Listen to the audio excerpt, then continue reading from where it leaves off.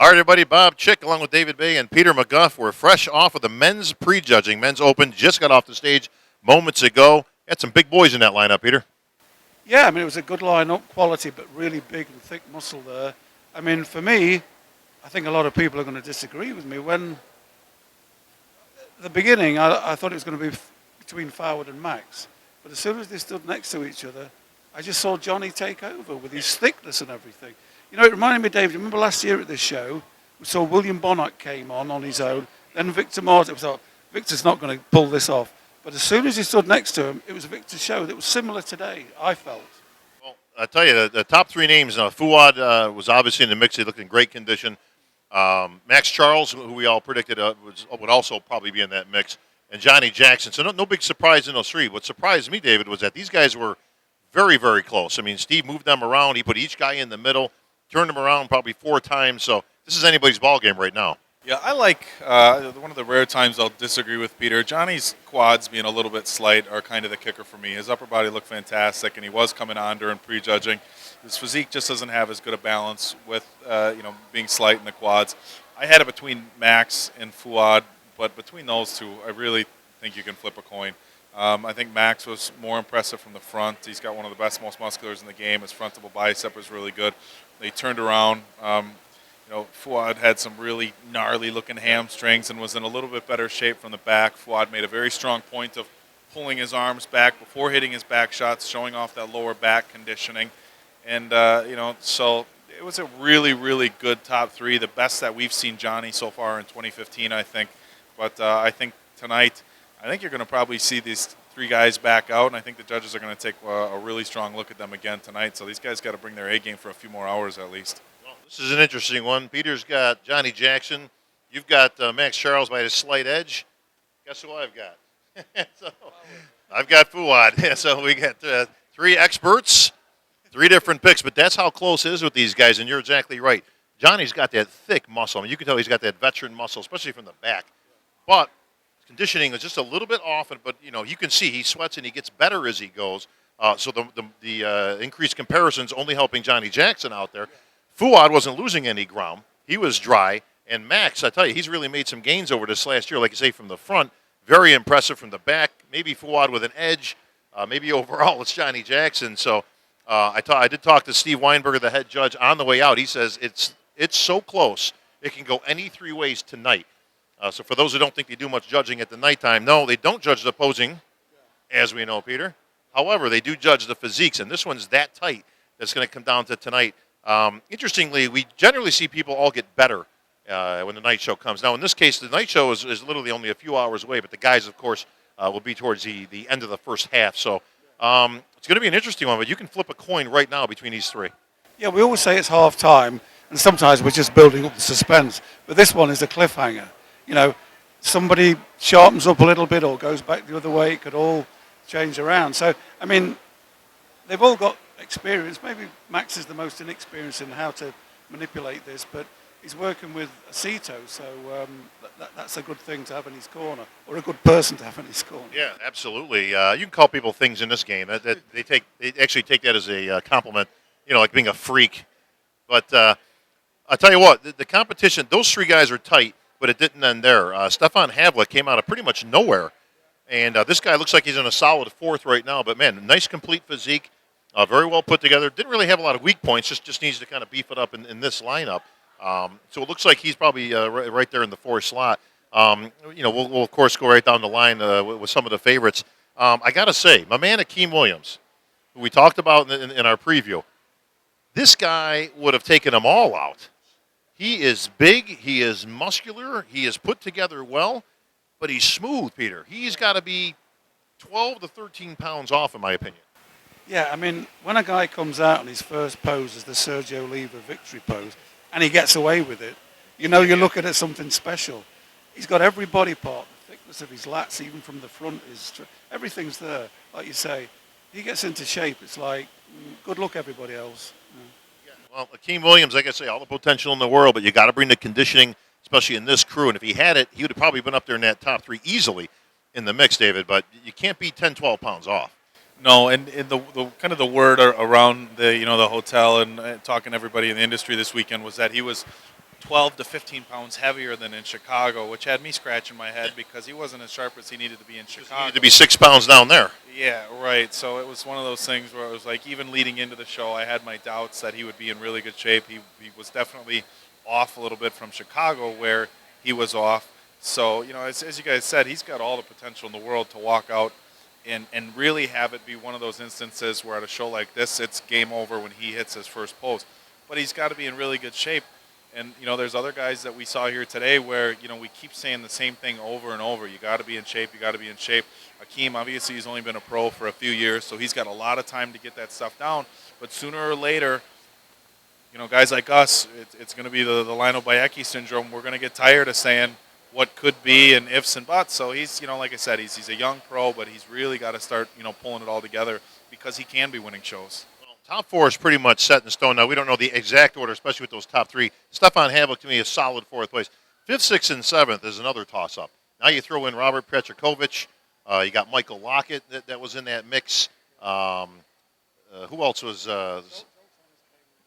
Joel Thomas was a little bit back in there. I mean, he was good, but again, in this lineup, you know, he was lacking just a little bit. Those two guys, I think, were probably fighting for fifth and sixth, and they were up there in the comparisons as well. And then you got a couple of new guys in there. Paul Almeida, another guy, great potential. It's funny because as big as these guys look at, you see at the expo shots and all that stuff, when they get up on a pro stage, it's a whole different animal.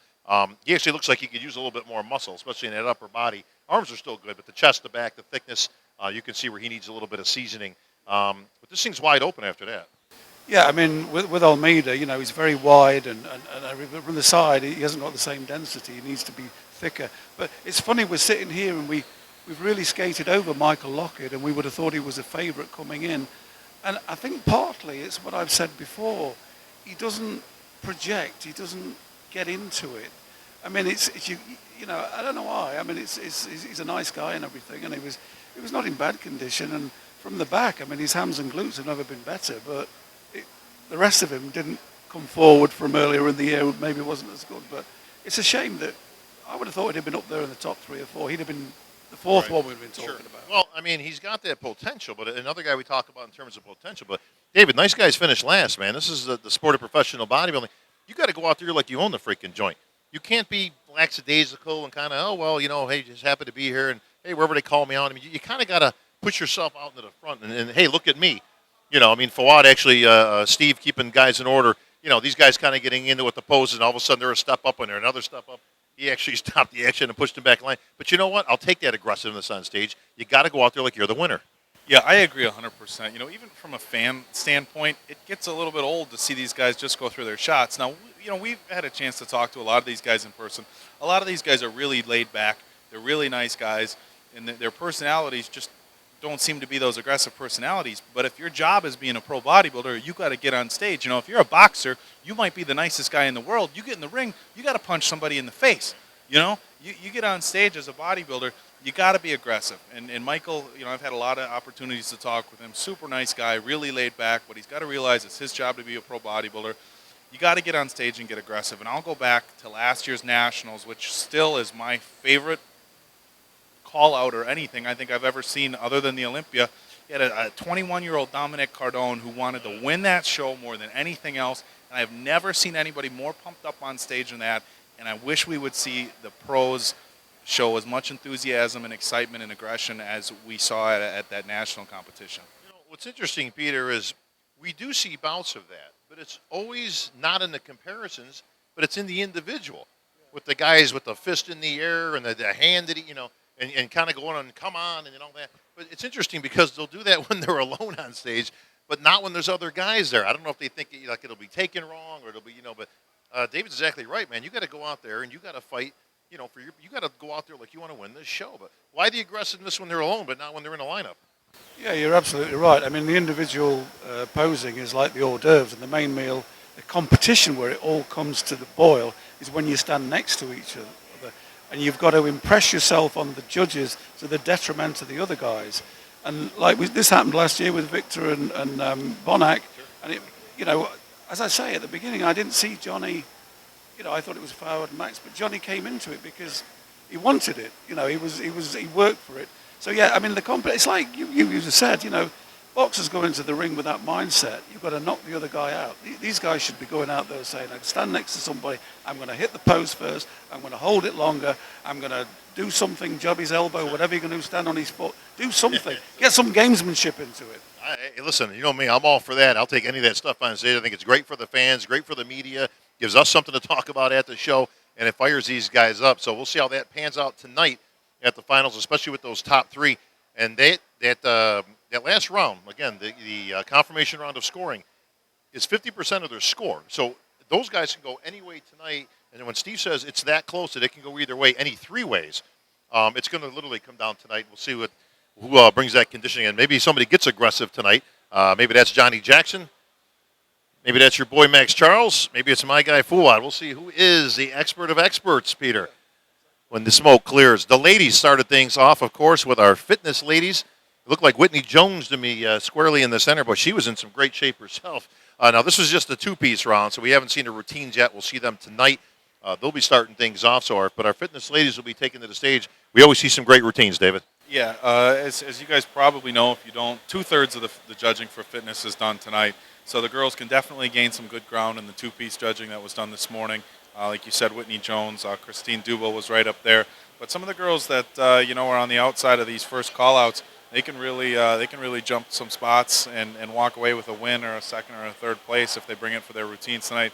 Should be a lot of fun. One of the highlights for me for every show, so I'm looking forward to it. Absolutely. Women's bodybuilding also taking the stage here. No Olympia spots up for grabs, Peter, but the Rising Phoenix Bodybuilding World Championships coming up in just a few weeks. So this, I think, is their one of their last hurrahs, actually, if not the last one, to qualify for that. Anybody stand out to you in the women's bodybuilding, Peter? Yeah, I thought Alyssa Shipp was the one. She was smaller than the other girl. Who was the other girl in? Margie Martin. Yeah, who could have been a bit sharper, but I think the package I would give it to Alyssa Shipp. Yeah. Alana Shipp. She was in the audience, third row. So, she'll give it to her, but she looked great too. Just wasn't on stage, but Alana Shipp, highest ranking athlete that's in there. She was, I believe, fourth at the Olympia last year. So I don't think it's any surprise that she would be in there. Great lines, great proportion, very nice look on stage, very nice presentation. So I think she's squarely in the driver's seat, and of course, $160,000 with that Jeep thrown in there from the Wings of Strength. So a lot of money on the line there, but I don't think she's going to get much competition in there. I think it's pretty much a 1-2 punch. So we'll see tonight when those finals come out. I believe that Alana's ship has sailed. Whatever floats your boat, Bob. Oh, trumped again. This is why I bow down to the master. When I get to 70 years of age, I'm going to be in a padded cell knocking around, cracking jokes and puns, That's my future. I can see it. Never mind. It's not a bad future, at least as long as you like your own material. But I'll pop in and see you. You know that, Peter. Well, and speaking of a captive audience, of course, the Bikini girls were taking the stage by storm, and there was a whole bunch of them out there. A great lineup here because obviously we're getting down to a short order in terms of Olympia qualifications. Another one of the favorites, I think, all pretty much came out as they should. Stephanie Mahoy, Bianca Berry right up in there in the mix, David? Yeah, those two were in the middle. I prefer Bianca Berry's physique, a little bit smaller waist, a little bit better lines as far as I'm concerned. Stephanie Mahoy looks fantastic. My two pre-show kind of dark horses, Tiffany Urea, your USA winner, she made it into the first call-out. She'll be in 5th or 6th. Taylor Jordan, your winner from Junior Nationals, a little bit, and this is surprising for Bikini, but she was a little bit too small in that lineup. So a very petite girl, really good shape, but just got outmassed a little bit in the Bikini division. But, no surprises in Bikini. Peter, can you get outmassed in Bikini? Well, those good guys, the girls are gorgeous, and they're very classy. I mean, that lineup, every girl was gorgeous. Yeah. And things I don't like, that they maybe have to be too conditioned. You have to see the ribs. I don't think we need to see the ribs. The other thing that's been a pet peeve of mine, and nobody's really been able to answer it for 2-3 years, why the butt pose? I think it's demeaning. I think it sends the wrong message to somebody coming from outside. It looks like burlesque. And I'm as red-blooded as the next man, especially when the next man is Bob Ciccarello. Hey, that's a lot to live up to. But I just don't see the butt pose being part of it. But that's my soapbox thing over. I have no problem with the butt pose. I think it's absolutely should be in there. I think it tells the entire story, Peter. I'm just making stuff up now, but yeah, I mean, I get what you're saying. I mean, it's a physique competition. I mean, listen, do all the poses actually show off the physique in its entirety like that? No. But you know what? These girls got lots of pizzazz out there. They got their own little routines. It differs a lot from figure, as we've talked about in the past with, quarter turns. You got a little bit more personality in the displaying of the physique here. So no buts about it, Peter. There's a thing for everybody here in the IFBB. That's right, but I'm not going to say any more about the butt pose. That's my bottom line. I love this guy. You gotta love it. All right, folks. So that's going to wrap things up here in Tampa. Our post-game report on the prejudging, of course, tonight, the finals. Stay right tuned here on MD Online, of course. We'll have up-to-date coverage as these guys will be in the pit doing the play-by-play tonight. We'll see who is the expert of experts. 3 different guys could be in the winner's circle. 3 different picks from your experts. We'll see who takes it all tonight. For David and Peter, this is Bob Chick signing off here in Tampa.